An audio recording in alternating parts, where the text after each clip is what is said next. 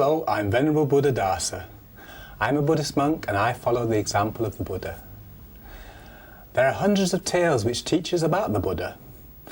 In the Buddha's birth stories, he is reborn over many lifetimes so that he can learn all the different qualities he needed to become a Buddha.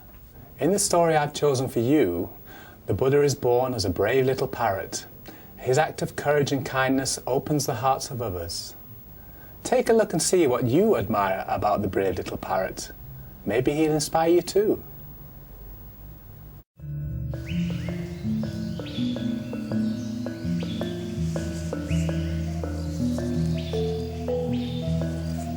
Once, long ago, the Buddha was born as a little parrot.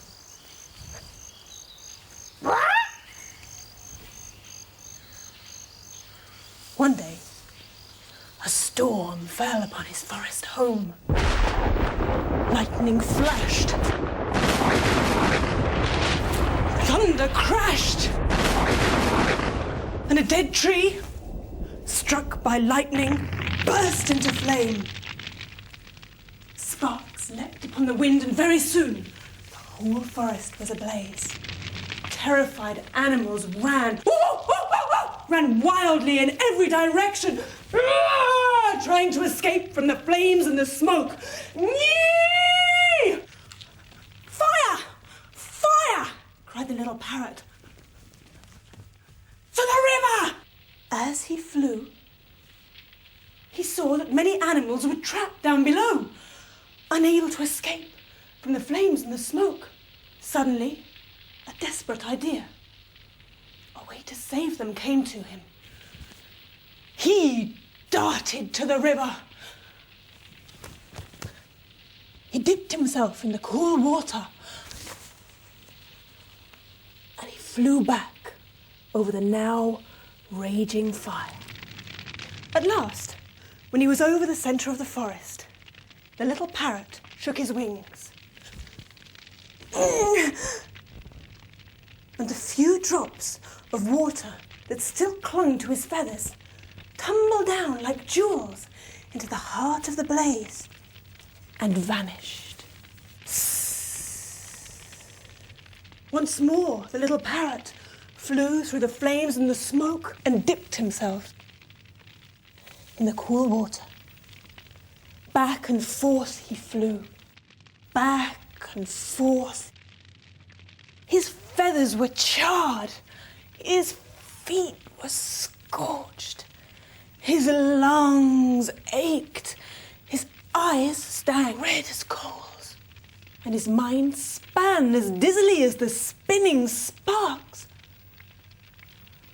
But still, the little parrot flew on. At that time, some of the devas, gods of a happy kingdom, were floating by in their cloud palaces of ivory and gold.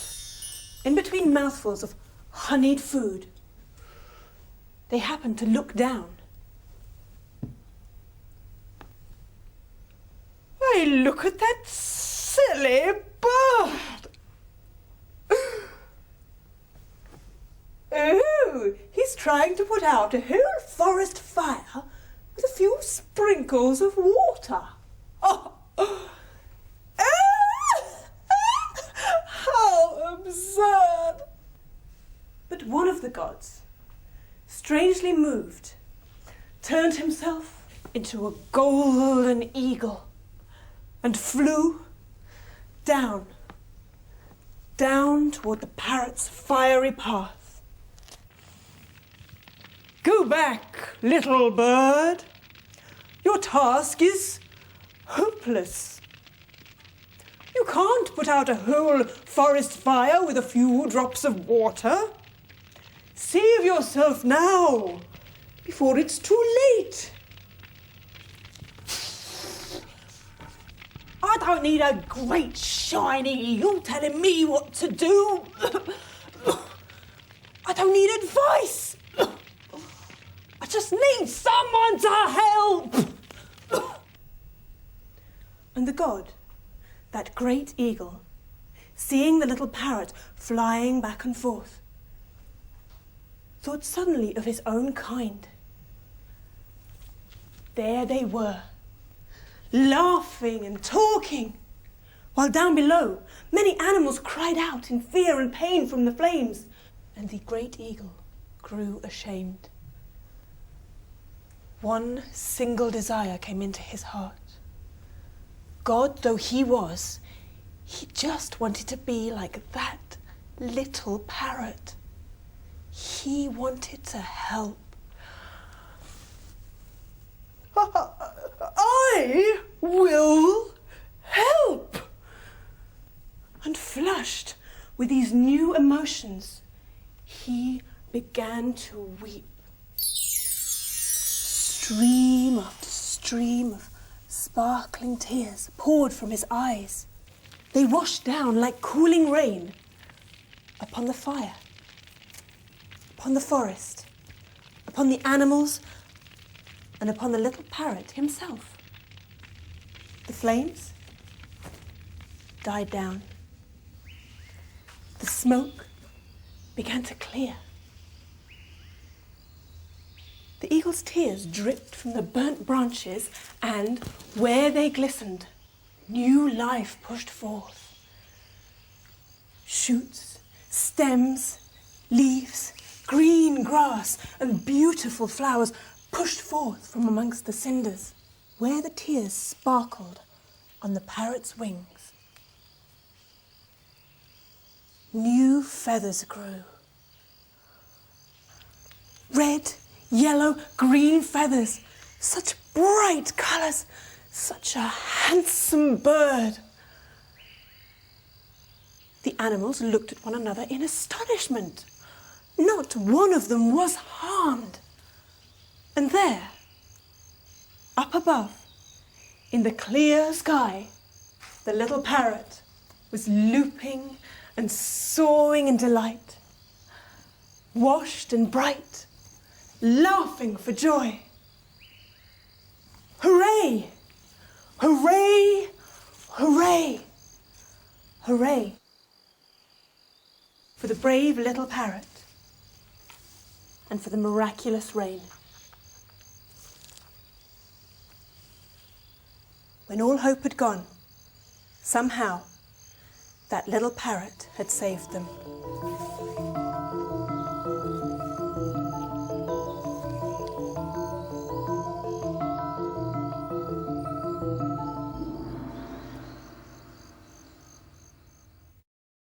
Hello, my name's Sita.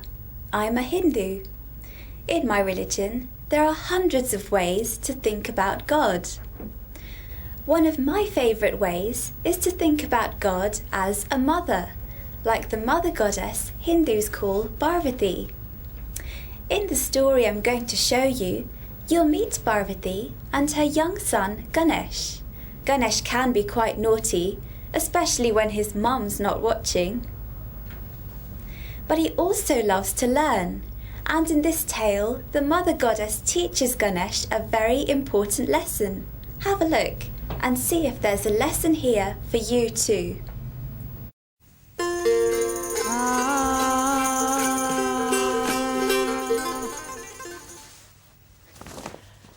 Ganesh, the elephant-headed god, is son of the mother goddess Parvati. Ganesh, like all children, was sent to school to become clever.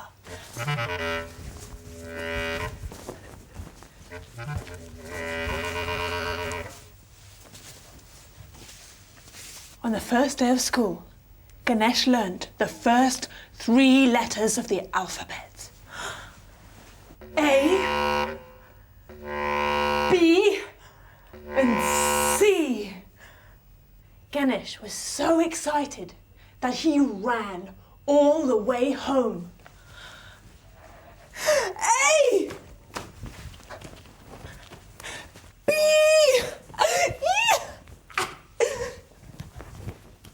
C. Oh, Mom! Come play ABC with me. busy. Go and play in the garden, Ganesh. With that, Ganesh went into the garden. He wanted someone to play with. He saw some butterflies, but they fluttered away. Then he saw some birds, but they flew away too. Then he saw the neighbour's cat. Meow. We are going to play school, said Ganesh. Now, repeat after me. A, B, C. Meow, meow, meow, said the cat.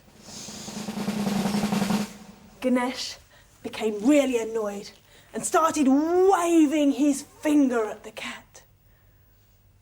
The cat did not like being told off and ran away, feeling very hurt. Ganesh decided to go back to the house.